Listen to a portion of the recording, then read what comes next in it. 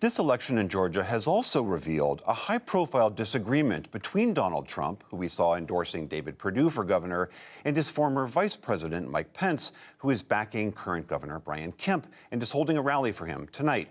So let's dive into what's at stake in Georgia with our Politics Monday team. That's Amy Walter of the Cook Political Report with Amy Walter and Tamara Keith of National Public Radio. Great to see you both. Great to be here.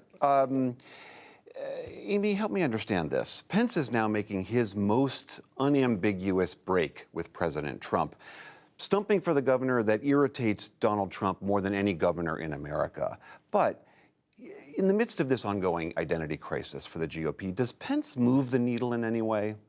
So I think Mike Pence looks at what's happening in Georgia right now and thinks, oh, well, maybe that's the path for me too. A governor, Brian Kemp, who stood up to claims by the president that the election was rigged, that he could just simply overturn it, says, no, I'm not doing it. The president threatens him. And right now it looks like Kemp's going to run away with this primary. Mike Pence says, gosh, that sounds familiar, doesn't it? He's told me I could do all these things, overturn the election. Obviously, I couldn't do those things. I'm going to present myself, much like Brian Kemp did, which is I'm a conservative candidate with a conservative record without the baggage that Donald Trump brings. I'm not going to talk about 2020. I'm going to talk about the future. We're not going to litigate the past. That's not where voters want us to go. Now, it's much more complicated when you get into a presidential contest with Donald Trump versus an incumbent governor that Donald Trump's trying to unseat. But it's clear that that's the pathway that he would like to make for himself.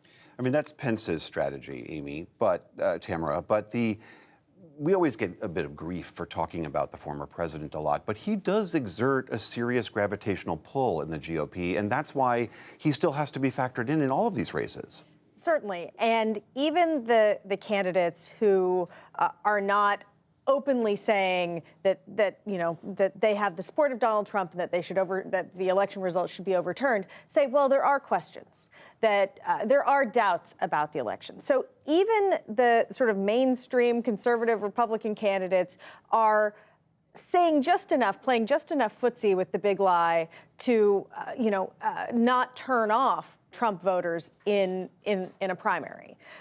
So his presence is very real, and you have to look beyond just this one race. He's endorsed something like a dozen candidates in Georgia primaries. Now, many of them are completely unopposed, and he'll all the way down to the insurance commissioner. He's even endorsed, and he'll be able to declare that his candidates, he pulled them across the finish line, even though they were unopposed in some of these cases. He also has Herschel Walker, who is his chosen person for the Senate race, and there was really no ability of Republicans, other than Trump Republicans, there was no ability to pull anyone up with him. He is going to be the Republican nominee quite easily, even though there are a lot of Republicans in Georgia and elsewhere who have a lot of concerns about him as their nominee. Amy, let's just say that once the midterms come and a certain number of these Republican candidates who support the idea of the big lie, let's say those candidates lose. Does that help break this fever within the GOP? Well, I think so much of it is about the leadership. All right, what's going to happen when there are contested elections? What are the leaders in those elections going to do, the candidates in those cases? Are they going to react the way Donald Trump did, say, well, that's the path for us? And I think we have a couple of examples showing that really, for the most part, we're not seeing that as becoming sort of part of the DNA or it's something that candidates are going to do after every election. There was talk after the California recall election that the Republican candidate there wasn't going to concede. He ended up conceding pretty quickly. More recently, in Pennsylvania, there's a Senate primary that has still not been called. There are about 1,000 votes separating two candidates. It is going down into legal process. We're talking about absentee ballots. We're talking about signatures, all the things we heard about during the 2020 election. Both the Republican candidates, though, are sticking with this is a process, let the process work. Nobody's saying this has been legitimate and I'm just going to call myself the winner. No, this has been illegitimate. I'm calling myself the winner. Now, this is early times, but I think those are two pretty good examples to suggest that Donald Trump's way of doing things isn't going to necessarily be the way that candidates decide they're going to follow. Tim, what do you think? Does it break the fever if a bunch of these candidates lose? But there are a bunch of other candidates who are going to win. You have someone like Doug Mastriano in Pennsylvania, who is part of his stock and trade, and what made him a promising candidate for the Republicans is, and what got him Trump's endorsement is his really strong commitment to the big lie. The fact that he went on January 6th to Washington, D.C. and marched toward the Capitol, though he says he didn't go in or he didn't break the law.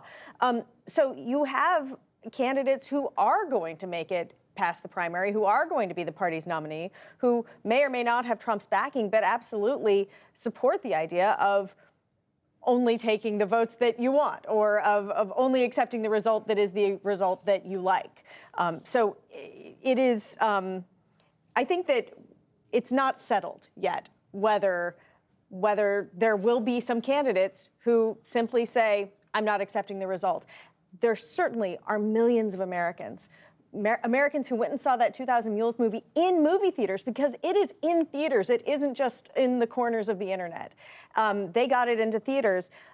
There are Americans who wholly believe that 2020 was stolen.